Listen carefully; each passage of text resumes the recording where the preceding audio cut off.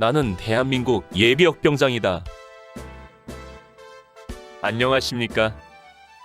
1980년대 50 시절 군대 이야기를 나누는 예비역병장입니다. 오늘도 저의 옛날 군대 이야기와 함께 추억여행 떠나시죠. 나의 병장 시절 6번째 이야기. 사단 AOP 경계 파견. 초소근무. 초소근무에서 가장 큰 적은 역시 추위와 바람이었습니다. 산능선 꼭대기에 위치한 AOP 건물 옥상에서 우리는 혹한의 추위와 칼바람을 온몸으로 맞으며 싸워야 했습니다. 우리는 껴입을 수 있는 대로 옷을 겹쳐 입고 그 위에 동절기 근무복을 입었습니다. 발에는 털이 있는 방아나를 신고 손에는 권투 글러브 같이 생긴 방한 장갑을 낍니다. 마스크를 하고 목도리를 하고 방한머를 쓰고 그 위에 철모를 쓰고 턱끈을 단단히 조입니다. 이렇게 복장을 갖추면 완전 에스키모인같이 되고 넘어지면 혼자 일어나기도 힘들 정도가 됩니다. 그러나 이런 복장으로 근무를 해도 추위를 이길 수 없었습니다. 가만히 있으면 발이 시려오고 유일하게 노출된 눈과 귀는 얼어옵니다. 특히 귀는 금방이라도 얼어 부서질 것만 같았습니다. 그래도 눈과 귀는 감시자산이기 때문에 가릴 수 없었고 가끔 손으로 감싸 안아주는 방법밖에 없었습니다. 그러나 추위와 칼바람이 아무리 강해도 우리 본연의 임무를 소홀히 할 수는 없었습니다. 사단 AOP 대공초소에서의 근무는 오로지 청각과 시각을 이용하여 항공기 소리를 듣고 사단에서 파견 나온 통신병에게 보고하는 것이 주 업무였습니다. 요즘이야 드론이나 기타 기구 등 공중 침투할 자산들이 많이 있지만 그 당시는 항공기만 감시하면 되었습니다. 따라서 시각 감시보다는 주로 청각을 이용한 감시를 했습니다. 물론 주간에는 시각으로 감시가 가능하지만 소리보다 빠르게 날아가는 초음속기가 아닌 일반 비행기나 헬리콥터는 눈으로 보는 것보다 소리가 더 빨리 들리기 때문입니다. 휴전선이 코앞인 양구 땅에 무슨 비행기 소리가 들리겠는가 싶겠지만 의외로 많은 비행기 소리가 들려왔습니다. 주로 사단 항공대나 군단 항공대에 헬리콥터 소리가 가장 많았지만 때때로 전투기 소리나 또 다른 비행기 소리들도 들려왔습니다. 전투기는 아마 우리 영공을 초계 비행하는 것 같은데 때론 야간에도 들려왔습니다. 공지합동훈련 등으로 태풍 사격장 폭격을 할 때는 많은 비행기가 출동했겠지만 우리가 근무할 때는 그런 시기가 아니라서 그렇게 많지는 않았습니다. 우리 경계병들은 항공기 소리를 감지하면 먼저 비행기의 종류가 무엇이고 어느 방향에서 어느 방향으로 이동하는지만을 파악해서 즉시 TA1 전화기로 통신대 상황실에 보고하는 것입니다.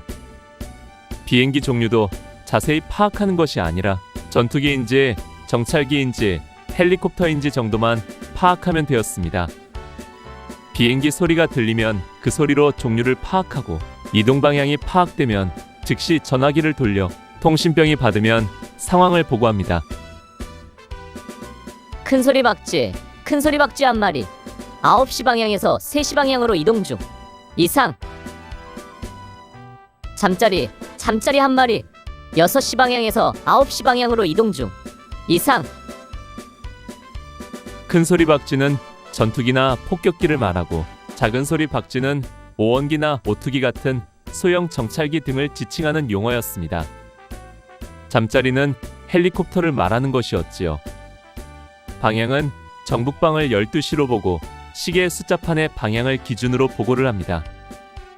헬기는 주로 사단사령부에서 떠서 춘천이나 또는 군단사령부가 있는 현리 쪽으로 날아갔고 때론 2대 이상이 함께 이동하기도 했습니다. 근무 중에 우리가 비행기 소리를 듣지 못할 때도 있었습니다. 바람이 세차게 불거나 또는 졸음에 겨워 잠깐 방심하는 경우에 작은 비행기 소리를 놓치는 경우가 있었던 것입니다. 야간에 2명이 보초를 서고 있지만 그럼에도 못 들을 때가 있는 것입니다. 그럴 때는 사무실에서 통신병이 나와서 소리칩니다. 너네들 근무 똑바로 못하냐? 비행기 지나가는데 왜 보고를 안 해? 정신 안 차리면 영창 간다.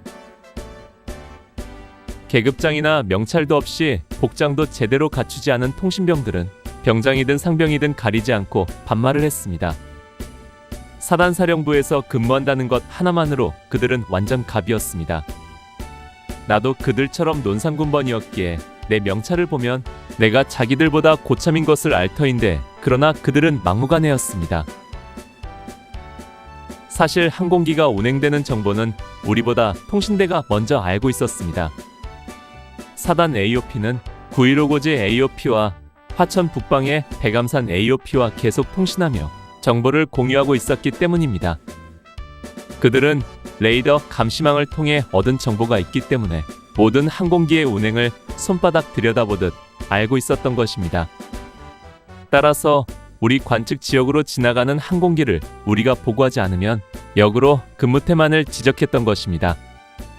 그러나 레이더망에 걸렸어도 우리들 가청 범위 밖을 통과할 가능성이 있었습니다.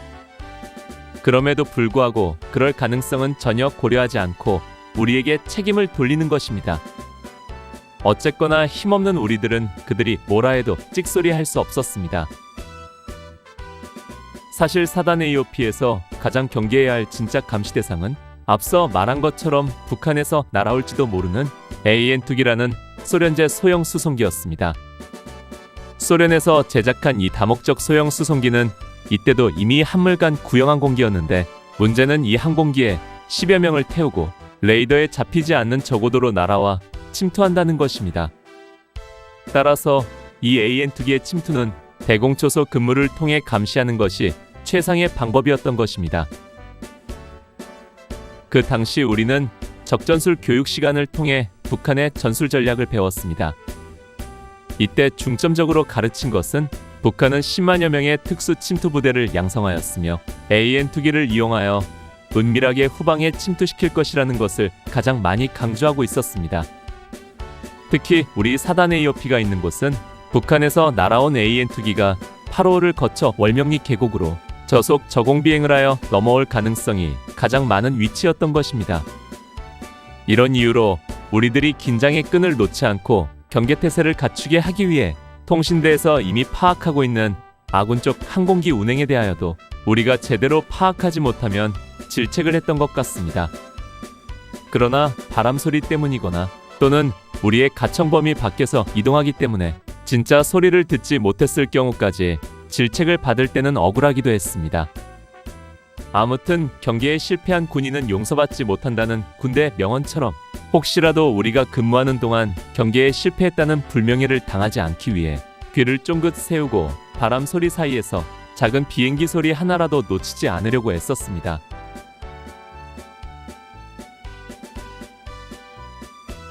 오늘 추억여행에 함께 해주셔서 감사합니다. 다음 이야기를 기대해 주시고 구독과 좋아요 부탁드립니다. 항백